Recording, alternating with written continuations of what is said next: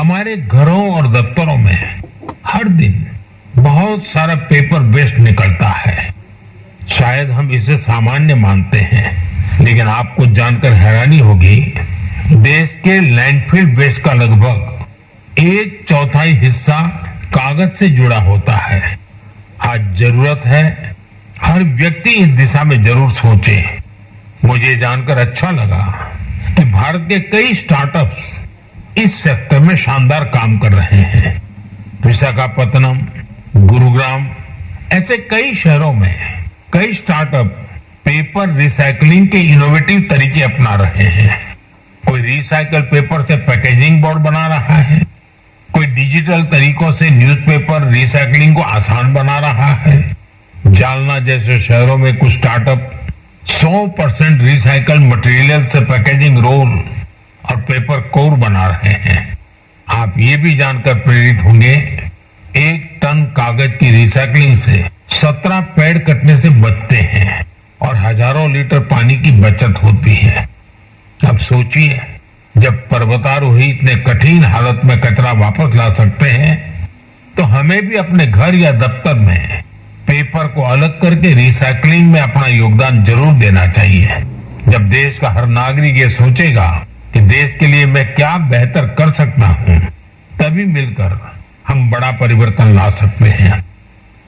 साथियों, बीते दिनों खेलो इंडिया गेम्स की बड़ी धूम रही।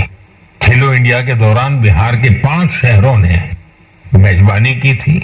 वहां अलग अलग कैटेगरी के मैच हुए थे। पूरे भारत से वहां पहुंचे एथलीट्स की संख्या 5000 से भी ज्यादा थी।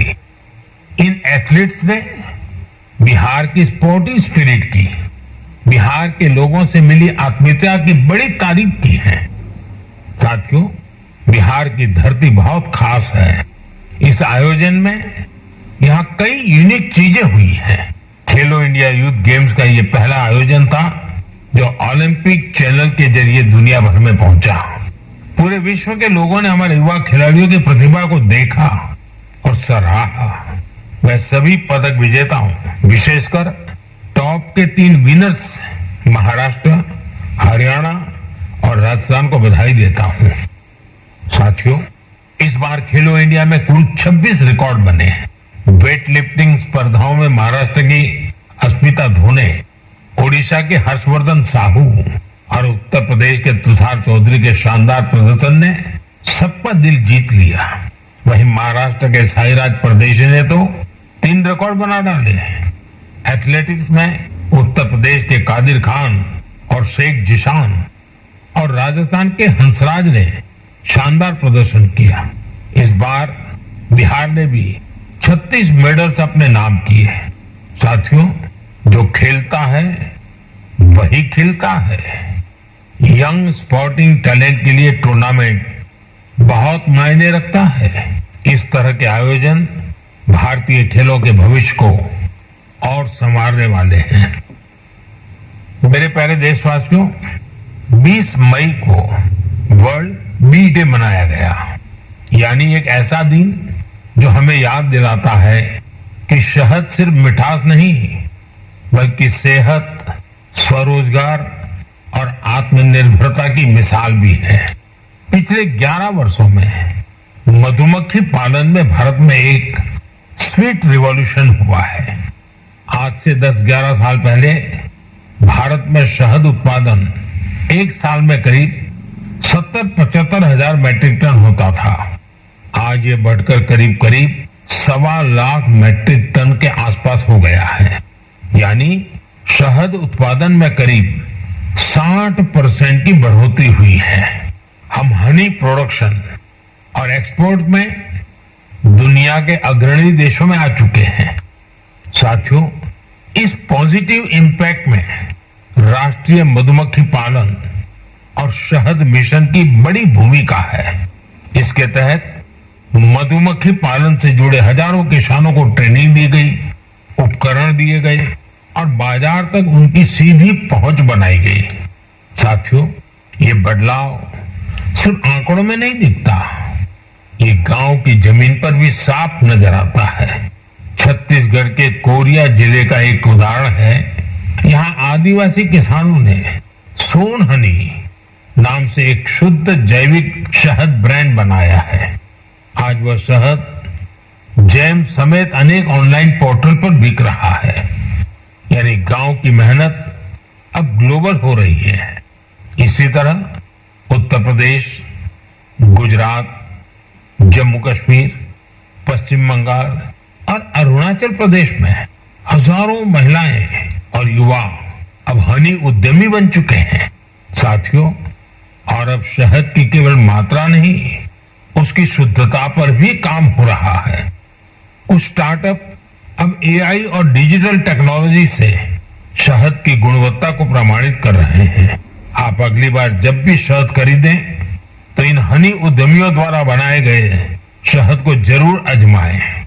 कोशिश करें कि किसी लोकल किसान से, किसी महिला उद्यमी से भी शहद खरीदें, क्योंकि उस हर बूंद में स्वाद ही नहीं, भारत की मेहनत और उम्मीदें घुली होती हैं।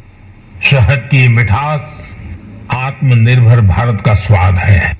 साथियों, जब हम शहद से जुड़े देशों के प्रयासों की बात कर रहे हैं तो मैं आपको एक और पहल के बारे में बताना चाहता हूं। ये हमें याद दिलाती है कि हनी बीज की सुरक्षा सिर्फ पर्यावरण की नहीं, हमारी खेती और फ्यूचर जनरेशन की भी जिम्मेदारी है। ये उदाहरण है पुणे शहर का, जहां एक हाउसिंग सोसाइटी में मधुमक्खियों का एक छत्ता हटाया गया, शायद सुरक्षा के कारण या डर की वजह से।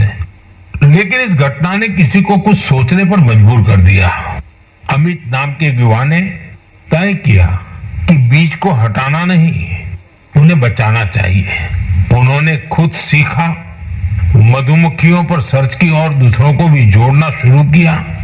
धीरे धीरे उन्होंने एक टीम बनाई जिसे उन्होंने नाम दिया बी फ्रेंड्स, यानी बी मित्र। अब ये बी फ्रेंड्स मधुमक्खियों के छत्तों को एक जगह से दूसरी जगह सुरक्षित तरीके से ट्रांसफर करते हैं ताकि लोगों को खतरा न हो और हनी बीज भी जिंदा रहे। अमित जी के इस प्रयास का असर भी बड़ा शानदार हुआ है।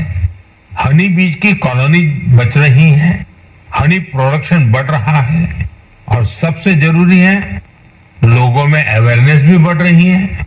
ये पहल हमें सिखाती है कि जब हम प्रकृति के साथ तालमेल में काम करते हैं तो उसका फायदा सबको मिलता है।